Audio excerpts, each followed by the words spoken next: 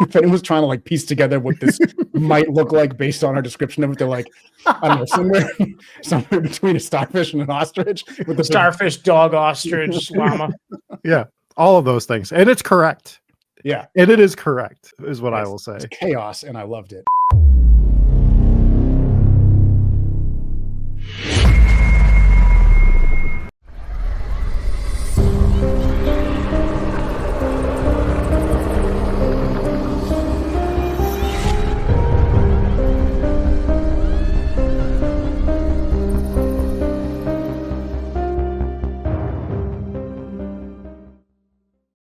What is going on, everybody? Welcome to another horror movie review where I am your host, Rob Coakley, along with Dave Wilkins.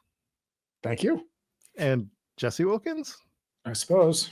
See, I'm confused on what to do right now because I was confused about this movie, which we're going to get into. It's called Arcadian.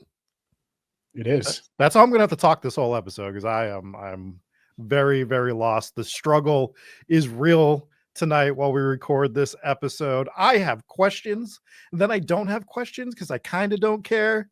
Maybe I care a little.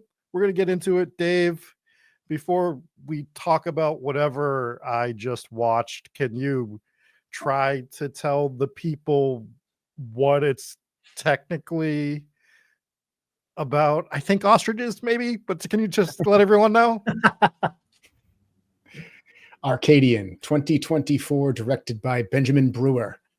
In the near future, on a decimated Earth, Paul and his twin sons face terror at night when ferocious creatures awaken.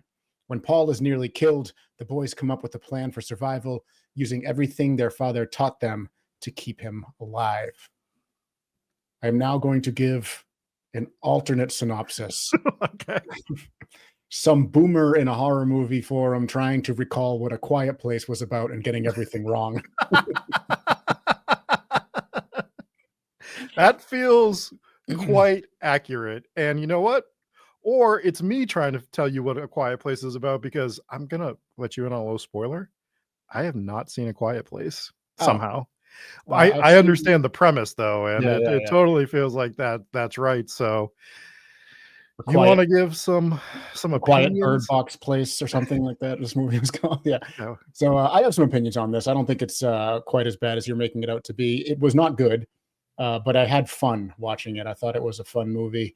I thought that Nicolas Cage was pretty badass in this. I think he wasn't like the main character I thought he was going to be. He had sort of more of a supporting role in this. But he was badass every time he was on camera in this. I thought it was great. And I thought the creatures were really cool. They were fun. I loved them. They were creepy, they were chaotic, wacky, nonsensical, and violent. Which sounds you could take at least 3 of those adjectives didn't apply to whatever these things were. They weren't creepy at all. Oh, they were really creepy. You don't think like the long hand with the long extending finger was creepy? I laughed at that. I will say that's the first time we've seen a long, creepy hand just come through in a horror movie. I know it was a little tropey. It was, so I'm going through my pros real quick. And I did like the monsters. I liked the machine gun rapid jaw snapping. I thought that was really cool. It was, they were fun. They were fun creatures. I didn't like when they did the big wheel thing when they're chasing. I thought that was so stupid. So those are like my major pros on this. And then my major con was I thought the screenplay was really poorly written. It kind of just felt like Nicolas Cage's talent agent was like, "Hey, I wrote a movie for you. You want it? You want it?" That is. Yeah, but was it? That is literally what happened. That is literally what happened. Well, that's literally what happened. I was going to say this just isn't really a Nicolas Cage type role. So for those who are unfamiliar with our horror movie reviews, we're going to spoil this one. If you haven't seen Arcadian, see it if you feel like it. That's kind of the stance that I have. If you feel like it, you can watch this. Thank God it was 90 minutes, because this was a movie that dragged for 90 minutes. It felt longer. It felt longer. Monsters were goofy. Plot is the same old thing that you've seen a million times. It's a post-apocalyptic type movie where you're surviving and there's other communities which turns out are full of bad people. You know, it's just another apocalypse movie. I was happy to see that Daniel Radcliffe is still finding work. You know, I like Harry Potter, and Harry Potter was no, Daniel Radcliffe is not in this movie. So if you like him, don't go see it. But if you like cheap knockoffs, Wish.com, Daniel Radcliffe's, then you can go check this out, because I think it was the kid from It. I'm pretty sure like the genius one was the kid from It. He was. Jaden Martell. He played Yes. Joseph in the movie. Was Yeah. he? Oh yeah, he does look more familiar now. Yeah, it's nice to see that he's grown into Daniel Radcliffe. It's pretty good. That's pretty good. But no, the monsters were goofy. Soon he'll be Elijah Wood. Once he grows into full form, finally. No, the big issue that I have with this movie is it's pitched as a Nicolas Cage movie. He's in maybe 40% of this movie, you know, and it was kind of the cheap. All right, well, now he's kind of dead, so we're just going to go ahead and pivot to these younger kids for the movie, which is fine, whatever, if that's what you like. But overall, I think they should have casted someone else. Now, this is coming from someone who loves Nicolas Cage, but this is not a Nicolas Cage type role. Nicolas Cage is not the strong father figure, stay at home, teach you values kind of guy. He's an absolute wild card. He's supposed to be out there screaming his lungs off in public and walking down the street turning into a werewolf or something. Like, he was not, this is not a Nicolas Cage role, and he was held back because of it. And you just kind of got like a 40% of what Nicolas Cage would do. You had no freak out moment from Nicolas Cage. You didn't have him yelling at too much. Even in his final moments when he's, you know, going to go and basically commit suicide for no reason. Oh, how's it going to blow up? I think I'll go fist fight these dogs or whatever they are. These dog ostriches. Yeah. These They're ostriches. Yeah. And for absolutely no reason. I mean, granted, he wouldn't have fit in the little freezer thing, but we could talk about the ending later. But overall, it just didn't feel like a Nicolas Cage movie. He wasn't, they didn't let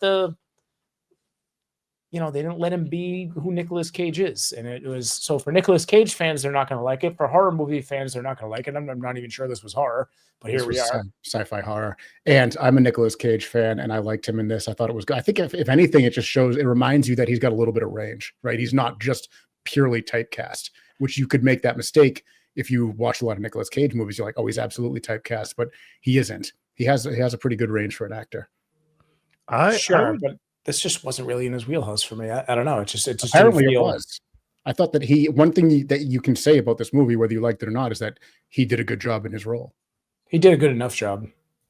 I actually thought all the acting was fine in this movie. I think the biggest problem is, as Dave laid out, the screenplay is just like mundane. And I feel like this is the classic. The actors did everything they could with this script, and it couldn't be saved. It was what it was. I think this Nicolas Cage thing, I feel like I've watched a lot of Nicolas Cage movies lately, and this feels to be the trope of Nicolas Cage movies lately, where he's like in it, but then he either gets like knocked out or killed, or he's only in it for 20 to 30% of the movie, and they find a way to get him out of there. Almost like his contracts are, I'm coming in for 5 days. Yeah. I'm filming for 5 days. That's all you have me for. Figure it the fuck out. I don't know what you're gonna do with me. Yeah, it's Nicolas Cage. So he's like, listen, you got 5 days because I have 36 more movies to shoot this month. If you want full-fledged best of the best Nicolas Cage ever, then you got to watch The Unbearable Weight of Massive Talent, because that is Nick Cage at his absolute peak. Yeah, recently reviewed that movie over on a different channel. Maybe I'll throw a link in the description for that. But that was a really fun movie. I enjoyed that tremendously. This movie makes me stutter because I'm so confused by like what I felt after this movie, because I don't think it's shot poorly. I don't think it's acted poorly. I just think the script is poor. It was a bad screenplay. It was sloppy. It felt rushed. It just felt like, the reason I knew that it was his talent agent that wrote it is because I was looking up to see if the screenplay was AI generated. Because I genuinely believed it was. I was like, I wonder if this is like one of these test movies where they're seeing if AI can write a movie. Because that's what it felt like. It felt like a whole bunch of tropes that were just rammed into one movie, and just all of it was poorly executed as far as a writing perspective. But, you know, the actors, like you said, did a good job. Right. Yeah. I think the first thing that stuck out to me, number one, and I apologize if you ever plan on going back and watching this movie, they overdid the shaky cam like hell. It was okay. So you guys did pick up on it. That was, you know, if you didn't pick up on it and you're going to go back and watch it, that's all you're going to be able to focus on. The shaky cam in this was so overdone. This is highlighted at the very end of the movie when they're doing the closing shot with the credits rolling and they're just looking off into the distance. Even at that point, if you watch that scene, the camera is shaking still. For no reason. Put it on a tripod. Was it windy? What are we doing? Get stronger cameramen. Yeah, like figure this out. The first thing that stuck out to me was it had to be deliberate, right? Like there's no way that which is just cut it out. The first thing that stuck out to me. So remember when they were we were presented with our first night inside their house, and you had the dog llamas were coming up to the door, and they were scratching at the door trying to get in, and they were kind of timing out how long they were going to scratch at this door, how many did they think were outside. When they went out the next morning and they checked on the door, did you guys, when you looked at that door, did it feel just unbelievably fake? Now I understand that it was, and these dog creatures, they didn't cast actual dog creatures. No, the ostrich creatures were not actually scratching at the door, but it looked terrible. They didn't cast actual doors. The door looks terrible, and I was like, they should have done like deeper gashes or what, but it really just looked like they tried to sand this thing down, and it just like, all right, that'll do. I don't know. It looked bad.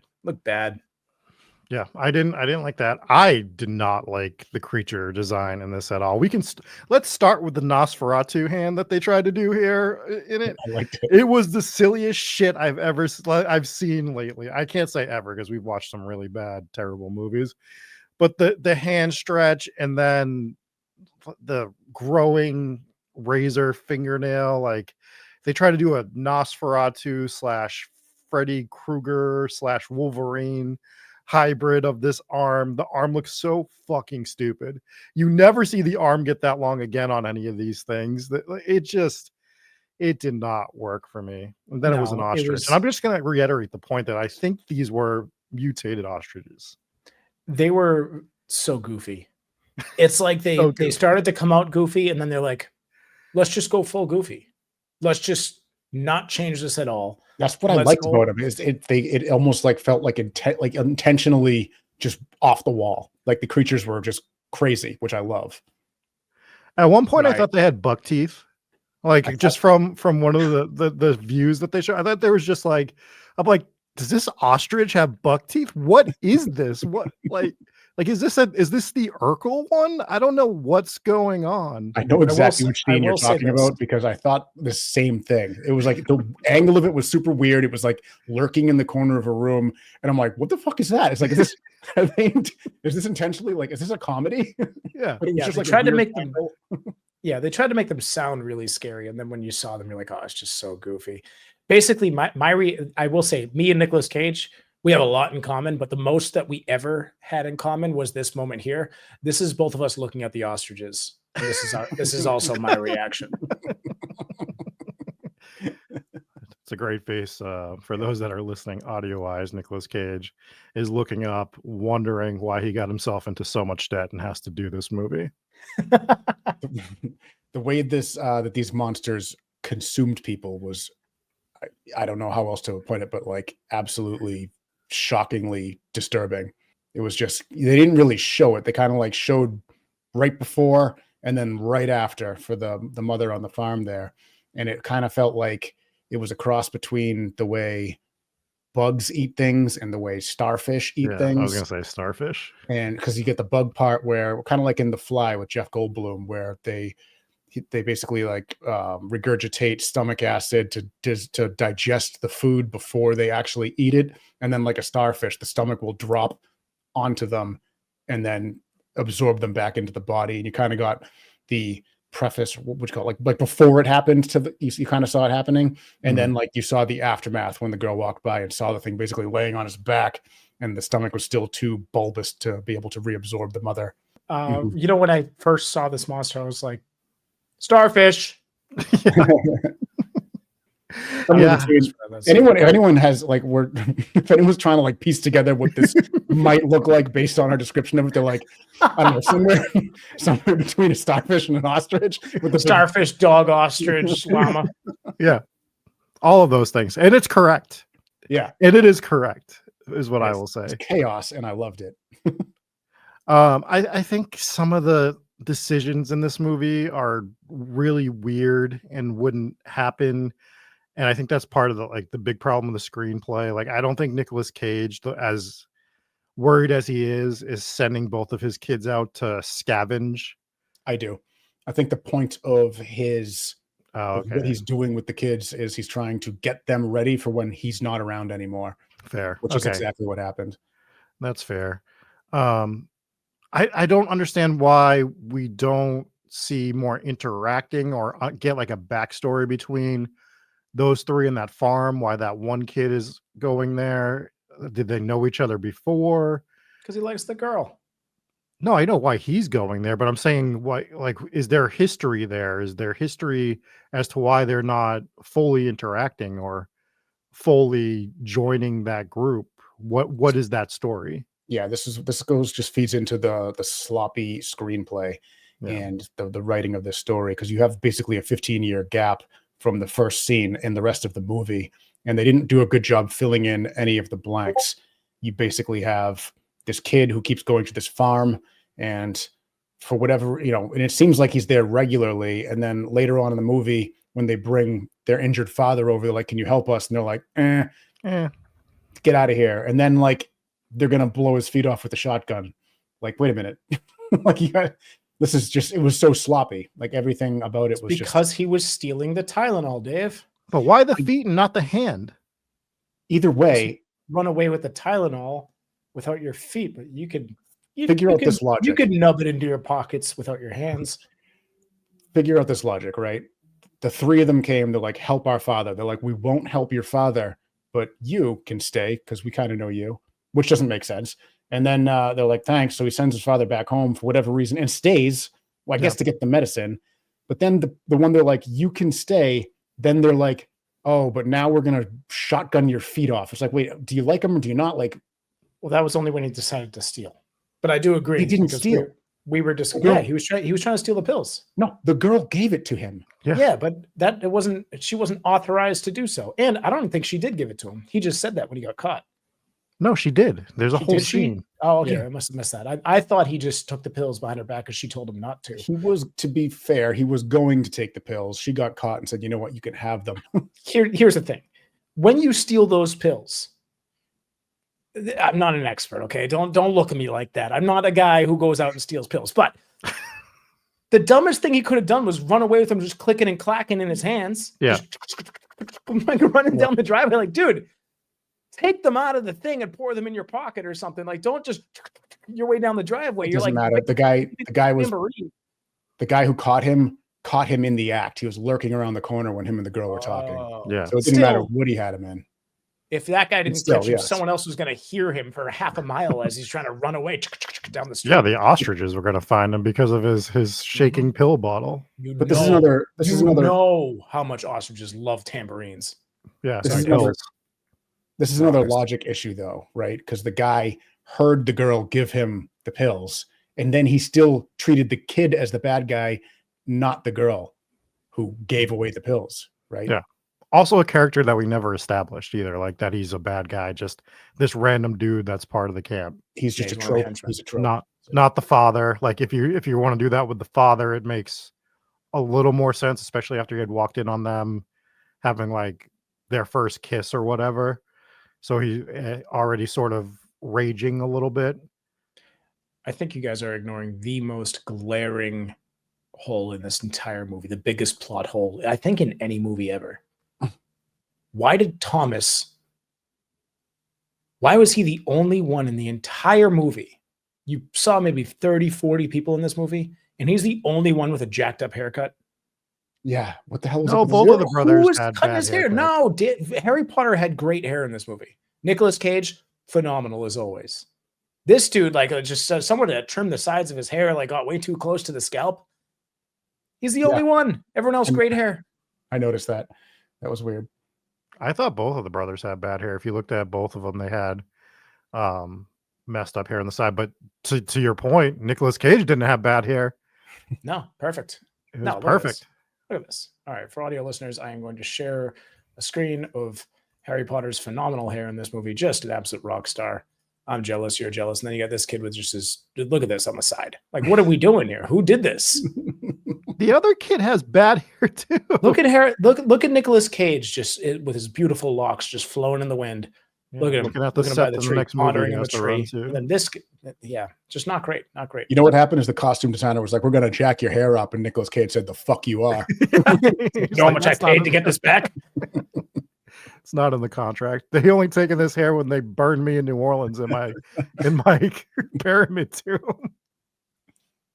I was really just indifferent to this movie while watching it, and thank God, Jesse, like you said, it was only an hour and a half because it felt longer.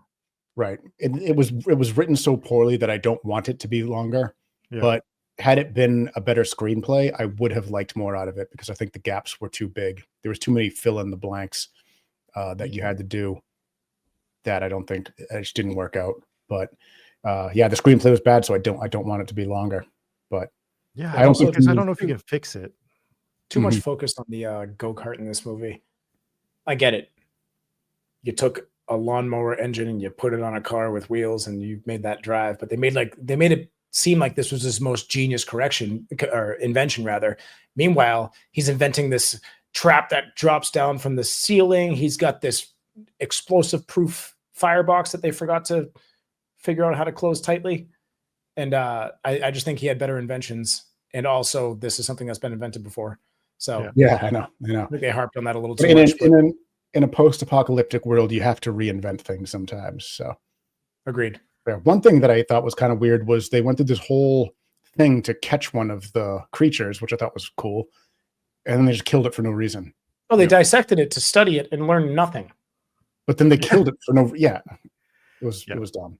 It was like a tough guy moment where, like, I think you had the two boys and they were kind of just your typical teenagers, just kind of fighting about everything. But basically, Thomas was like, "Oh yeah, I killed a whole bunch of these last night," and Joseph immediately was like, "Oh, did you? All right, kill this one," because he just didn't believe him. Yeah, I think that was pretty obvious in that scene. And then Thomas is still trying to act like a tough guy or whatever, and then the thing bursts out and it's all chaos because he clearly doesn't know how to kill him. But also, I understand why they did it in the scene. I'm saying that scene didn't need to be there. Like why was that written in? Just don't do that. Just right. Yeah, I agree with that. Or to Jesse's point, if you do that and then you do that dissecting scene, give us something from it. You found a weakness to help. You're figuring out more what they are. You're telling us something about them. Yeah. Because no one knew what they were was part of the whole lore of this movie. So maybe now that you finally have one and you're dissecting, you're like, oh, I know a little more about this creature, but we know nothing more about this creature at this point. I think the biggest problem with this creature is it was kind of inconsistently dangerous. So it has this big snapping feature like Dave was talking about. Well, the biggest problem with this creature is that it's goofy as hell. But that aside, it's a relatively violent creature. It's obviously dominating mankind. You have to set up all these sorts of security measures to keep you and your family safe from it. And even then, they'll figure out other ways to get you. They'll burrow underneath the house and they'll figure out ways to get you. And it's one of those scenarios, kind of like your average like demon hunting movie where you're like, oh, this thing is all powerful. It can lift this person up and snap their necks. But if you hold up a crucifix or a candle or something, then, it's just kind of inconsistently dangerous where like they're running away from a ghost that previously had teleported. Either way, with this movie, you have this thing. It's got these vicious jaws where it snaps super fast. It looks like it could bite your face off at any given second. But then they're just kind of like, oh, if you give it a little kick and a stab in the back of the neck, it's dead. It just seemed like it was way too easy to kill these things.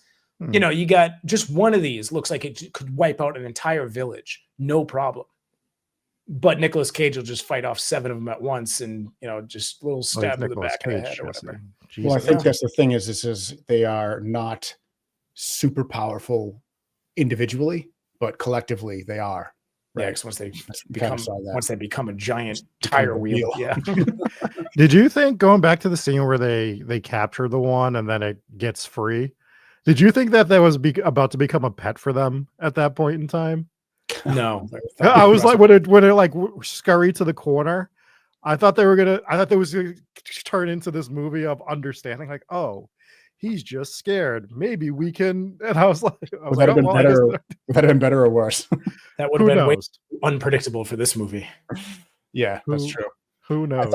I thought an issue with the creatures was their inconsistent evolution, right?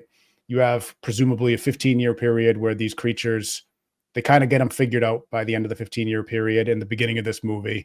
and they figure like we can barricade our house, they can't get through, and you presume this has been going on for 15 years where you could barricade your house and they won't get through. Suddenly, like that, they evolve, and now they know that they can tunnel under. It just feels like way too quick of a progression. Whereas you had 15 years it worked, and then all of a sudden, now they're also coming down the chimney like Santa Claus. Yep, the Santa Claus llama is coming. It's like, well, why didn't they do that before? Like this has nothing to do with the coming through the floor thing. Now they're just finding other ways in that they could have. That seems way too big of a thing to overlook. Like the fire, the chimney. Like you have walls and barbed wire and electrical fences and shotguns and explosive traps, but you have a hole from the roof to your living room. How did we overlook that? You got to just keep the fireplace going 24/7. Yeah, you also had a classic case of, and I know this happens a lot, and it's a hero moment, but on death's doorstep, the immediate transition of ready to fist fight an apocalyptic creature. So this is another case of poor writing with this movie, where Nicolas Cage is literally on his deathbed. Apparently the Tylenol works so fast, because now he's up and he's like, oh, you got to do this. And then he's just ready to just battle. And you see this in a lot of movies. It's a huge flaw where there's no rehabilitation process whatsoever. They just go from, we think he might be dead, we're pretty sure he's dead, to ready to fight a huge battle. But is this the same thing where when your kids are in danger, like you have the women who lift cars off of their children and stuff? Like, is it something like that? Like adrenaline kicks in? Kind of, but no, because the women who are lifting cars off their kids, they aren't on death's door moments before. You're not getting, like, this is like a Willy Wonka in the Chocolate Factory uncle situation, Grandpa Joe or whatever his name was. Oh, yeah. Where, after 50 years, like, oh, geez, you got a free ticket to this thing? All right, I'm up. Like that. That's what we're dealing with here. It's like dancing. Yeah, exactly. Do you think the elevator pitch for this movie was just the agent going to Nicolas Cage? Hear me out. Alpaca monsters crossed with Home Alone. That's what we're going for. You're giving it too much credit. The pitch for this one was movie. Or my 3-year-old drew this thing. Should we make it a monster? That's really what it looked like. It looked like one of those adaptations of a child's drawing. But when they move together, they make a big wheel. Yeah. I hated it. My kid also drew them in a big wheel on fire. Didn't World War Z do the same thing or something similar? Am I remembering that correctly? I don't. Was that where they like piled up on each other? Yeah. Kind of. Well, the pile up sort of like you understand that a little more. No, that was also extremely stupid. I'm not saying it wasn't stupid, but at least I can be like, they're just all rushing so hard that it's just like a massive like a theater fire at the exit situation, basically. Yeah. So like I understand the thought process behind that. I don't understand alpaca wheel. That I don't know. And then it's like that these creatures, I don't know what creature wouldn't do this, but if a group of any living organism is on fire, their first instinct isn't going to be turn into a wheel and chase these teenagers. Yeah. Their first instinct is, we must not be on fire anymore. We have to figure out a way to do this. Let's not all just band together and spread this fire and move through the wind swiftly. There's not a creature on the planet that would do that. Yeah. True. Well, I think that we have fully dismantled this movie. And great movie. This highly recommend. I think it's time to jump into some scores for it. I'm interested in your score, Dave, because you're straddling the fence sort of like I am with it. Like there are some redeemable things in this movie, but it is weird. It is weird that the acting is so good in this movie, but the movie was pretty bad. Yeah. So where are you at, Dave? I'm probably going to be the highest. I'm at a 3.3. Oh, I thought, I can confirm. I didn't not enjoy this movie. I did really like the monsters. I thought they were a perfect balance of very creepy, very chaotic, and very fun. I thought they were. I wouldn't want one to be in my living room, but creepy is not a word I would use to describe this monster. It's just goofy as hell. Goofy as hell. I got this one at a 2.6. It's slightly above average. I will say that because the acting is good. That's about it. I'm going to give it a 2.1 because I think that it's poorly written, greatly acted, which we usually don't have. but the monsters are just so dumb. Just like I can't. There's no other word to say other than they are delightfully dumb. I love it. It's terrific. It's straight up entertainment. I've been making Harry Potter jokes, but the Dementors were significantly more creepy than the monsters in this movie. Yeah, Dementors are way more creepy than these things.